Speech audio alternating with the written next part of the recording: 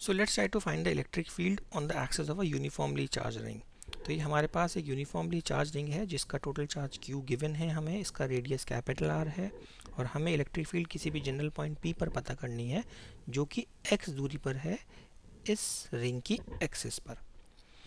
Okay, सो अगर हम कहीं पर भी कोई छोटा सा dq चार्ज लेते हैं तो उसकी वजह से इलेक्ट्रिक फील्ड ऑलमोस्ट कुछ ऐसी आएगी, ऐसी कहीं और आप जनरल डी लेंगे वो ऐसी आएगी। तो जितनी भी ये डी हैं इनकी वैल्यू तो सेम आ रही है कि डी क्यू जो भी आपका डी क्यू चार्ज है सपोज अपॉन ये वाली दूरी जितनी भी होगी, ठीक है, ये दूरी सब जगह सेम ही रहेगी जो भी इसकी वैल्यू होगी। तो मैग्नीट्यूड तो बराबर आ रही है बट डायरेक्शंस अलग हैं, ये डी1 अलग है, डी2 की डायरेक्शन अलग है, तो डायरेक्शंस अलग अलग हैं, तो डेफिनेटली हमें इंटीग्रेशन की मदद से इसको करना होगा। तो चलिए इसको एलिमेंट लेके इंटीग्रेट करके सॉल्व करते हैं। तो यहाँ पर हम कोई छोटा सा dl एलिमेंट ले लेते हैं। अब इस पर कितना चार्ज होगा dq, q upon 2πr, this is charge per unit length into dl। Okay, अब इसकी वजह से इलेक्ट्रिक फील्ड कैसी दिखाई देगी, किस डायरेक्शन में होगी, ऑलमोस्ट कुछ ऐसी होगी। उसकी वैल्यू क्या होगी, डी की वैल्यू होगी k dq by this distance, suppose मैं r ले लेता हूँ जो कि डेफिनेटली कोई न्यू वेरिएबल नहीं है, गिवन वेरिएबल्स की टर्म में इसको लिख सकते हैं बट अभी हम यहाँ पर स्मॉल r ही लिख लेते हैं। तो ये वैल्यू है। अब क्या मैं ऐसा कर सकता हूँ कि E बराबर integration of D E, definitely ऐसा नहीं कर सकते क्योंकि direction of D E change हो रही है कंटिन्यूसली और ये इंटीग्रेशन स्केलर क्वांटिटीज़ पर ट्रू होता है और यहाँ पर हमें सेम डायरेक्शन में कर फिर इंटीग्रेट करना होगा, तो कंपोनेंट्स ब्रेक करने होंगे। तो सपोज़ ये एंगल थीटा है तो ये वाला कंपोनेंट हो जाएगा D E cos theta because this angle is also theta. अब आप फाइनली सपोज हम इसको डी ई एक्स बोल देते हैं तो आप ये डी ई एक्स तो बहुत आराम से निकाल सकते हैं, integration of D E E x is integration of D E x and this is nothing but D E cos theta. तो ये बिल्कुल सही स्टेप है क्योंकि सबकी डायरेक्शन सेम है, ठीक है। सिमिलरली आप ये डी ई वाई भी निकाल सकते हैं, ठीक है, बट इसको निकालने की कोई ज़रूरत नहीं है क्योंकि यहाँ पर बाई सिमेट्री हम बोल सकते हैं कि हर एलिमेंट के एनालॉगस जस्ट अपोजिट कोई ना कोई एलिमेंट होगा और उसका भी एक डी ई वाई आएगा जो कि इनको कैंसिल कर देगा। तो we just need to calculate the E X value, E X ही हमारी नेट इलेक्ट्रिक फील्ड होगी।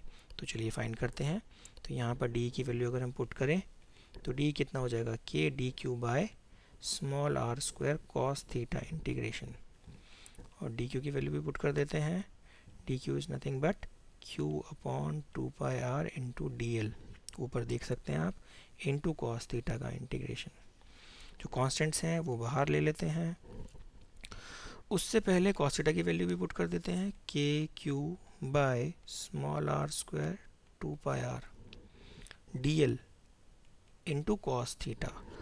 cos थीटा यहाँ इस ट्रायंगल में देख सकते हैं पी सी ए ट्रायंगल में, cos theta is nothing but x upon r, so this is x upon small r, so उसको थोड़ा और अच्छे से लिख लेते हैं, k cube by r cube 2πr capital x भी है और dl का इंटीग्रेशन। ओके, सो यहाँ कॉन्स्टेंट्स कौन कौन है, k डेफिनेटली कांस्टेंट है, q भी कांस्टेंट है, 2πr भी कांस्टेंट है, बट क्या x कांस्टेंट है, डायग्राम में ध्यान से देखिए। यूजुअली x वेरिएबल डिनोट करता है बट यहाँ पर मैंने वो दूरी x ली थी और ये दूरी फिक्स्ड है, ये हमें गिवन थी क्वेश्चन में, तो x भी एक कांस्टेंट है।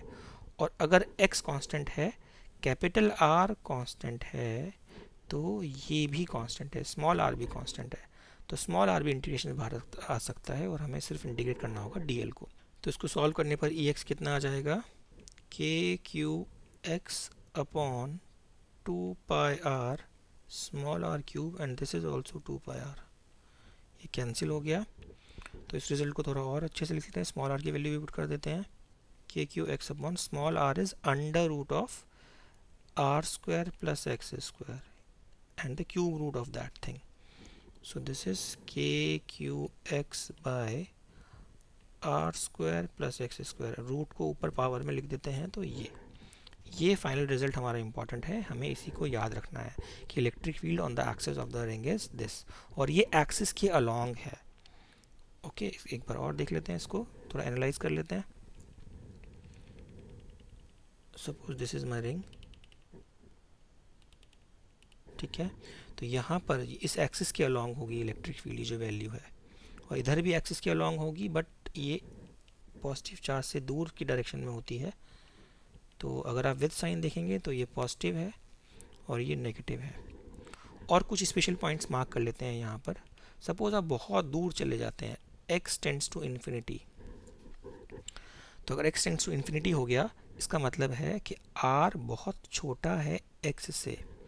तो ऊपर वाले रिजल्ट में आप k Q x by capital R को इग्नोर कर सकते हैं। कैपिटल R टेंड्स टू 0 हो जाएगा, तो x स्क्वायर के पास 3/2 and that is x cube. तो इसको ये कट जाएगा, तो नीचे x स्क्वायर आ गया। अब x टेंड्स टू इन्फिनिटी है, तो ये पूरी टर्म टेंड करेगी 0 की तरफ। तो फाइनली इलेक्ट्रिक फील्ड यहाँ 0 की तरफ टेंड करेगी। सिमिलरली अगर आप इसका कोई ये सेंटर देखते हैं, x की वैल्यू 0 पुट करेंगे, तब भी ये इलेक्ट्रिक फील्ड 0 के बराबर हो जाएगी। तो यहाँ भी 0 है, बहुत दूर चले जाते हैं तो वहाँ भी 0 है। तो बीच में कहीं ये कैसे वेरी कर रही है उसको देखने के लिए थोड़ा मैथमेटिक्स की मदद लेते हैं। तो इसको डिफ्रेंशिएट करके निकालते हैं कि इसका मैक्सिमा कहाँ आ रहा है। तो इस फंक्शन को अगर हम डिफ्रेंशिएट करके 0 के बराबर करें विद रिस्पेक्ट टू x, तो वहाँ से हमें पूरा प्रॉपर पता करेगा, वो भी पार्ट इंपॉर्टेंट है। तो उसको डिफ्रेंशिएट करें अगर के क्यू, ये जो क्वेश्चन रूल होता है, डिवीजन रूल होता है, वो हम सिंपली लगा रहे हैं। डिनोमिनेटर का स्क्वायर करते हैं, तो डिनोमिनेटर का स्क्वायर करेंगे 3/2 का स्क्वायर करेंगे तो ये हो जाएगा 3 पावर। न्यूमरेटर जो कि x है, इस x को डिफ्रेंशिएट किया तो 1 आया, और डिनोमिनेटर एस सच लिख दिया, माइनस इस बार न्यूमरेटर को एस सच लिखा और डिनोमिनेटर को डिफ्रेंशिएट कर लिया। तो इस वाली टर्म को डिफ्रेंशिएट अगर आप करोगे तो 3/2 और इसकी पावर में से 1 घटा दो तो 1.5 में से 1 घटा दो हाफ बचा, और अंदर आप बॉक्स के इसके अंदर जाओगे ब्रैकेट के तो ये हो जाएगा 2x, ठीक है। तो यहाँ पर ये 2 से 2 कैंसिल हो गया एक हमारा, और इसको हम 0 के बराबर करते हैं। तो जब हम 0 के बराबर करेंगे तो ये वाली टर्म 0 के साथ चली जाएगी और ये भी 0 के साथ डिवाइड होकर 0 ही बन जाएगा। और इस टर्म में से हम r square plus X square की पावर हाफ ये कॉमन ले लेते हैं। तो 3/2 में से हाफ और कॉमन लोगे तो सिंपली बचेगा r square plus X square, minus यहाँ पर ये एक्स स्क्वायर हो गया और ये 3b और नेगेटिव साइन है तो माइनस 3x स्क्वायर। तो इसको सॉल्व करें तो ये बराबर 0 है, ठीक है। तो ये 0 के साथ चला जाएगा, 0 से डिवाइड कुछ भी करते हो तो 0 ही आएगा। तो ये बन जाएगा r square minus 2x square बराबर 0 and x is plus minus r/√2। ये भी बहुत ही ज़्यादा इंपॉर्टेंट रिलेशन है कि हमारी इलेक्ट्रिक फील्ड अगर आप ये वैल्यू पुट करोगे ऊपर वाले फंक्शन में तो वो मैक्सिमा रिप्रेजेंट करे, डबल डेरिवेटिव करके आप वैल्यू पुट करते हैं, वो सब जो मैक्सिमम मिनिमम हमने पढ़ रखा है, तो ये मैक्सिमम वैल्यू आती है। तो यहाँ पर हमारी इन पॉइंट्स पर हमारी मैक्सिमम इलेक्ट्रिक फील्ड होगी। तो इसका ग्राफ कुछ कैसा जाएगा, किस तरीके का दिखाई देगा वो देखते हैं। Suppose these are the different values of x and this is our electric field. और थोड़ा डिनोट करने के लिए यहाँ पर हम रिंग भी दिखा देते हैं कि ये सेंटर ऑफ द रिंग है। तो ये ग्राफ किस तरीके से जाएगा, पैटर्न कैसा होगा, यहाँ पर हम देख चुके हैं इलेक्ट्रिक फील्ड 0 है, x टेंड्स टू इन्फिनिटी पर भी इलेक्ट्रिक फील्ड 0 है, बीच में ये कहीं मैक्सिमा जाता है और फिर अगेन 0 की तरफ टेंड करने लगता है, और ये मैक्सिमा कहाँ पर जाता है, x बराबर प्लस r/√2। सिमिलरली इसकी डायरेक्शन यहाँ आगे की साइड होगी ना, इसलिए ये पॉजिटिव है, बट यहाँ पर तो डायरेक्शन पीछे की साइड होगी, नेगेटिव होगा, तो ग्राफ ये नीचे की साइड जाएगा। नीचे इसका मैक्सिमा है, ये मैक्सिमा है वैसे तो मैग्नीट्यूड वाइज, बट ये नीचे होगा क्योंकि नेगेटिव है। तो ये वैल्यू कितनी है, x बराबर माइनस r/√2। फिर से यहाँ पर इसका एक मैक्सिमम क्रिएट होगा, मैक्सिमम मैग्नीट्यूड में क्रिएट होगा, ठीक है। और यहाँ पर फिर से टेंड्स टू इन्फिनिटी, जब x होगा तो ये 0 की तरफ टेंड करेगा और सेंटर पर तो 0 है ही। ओके।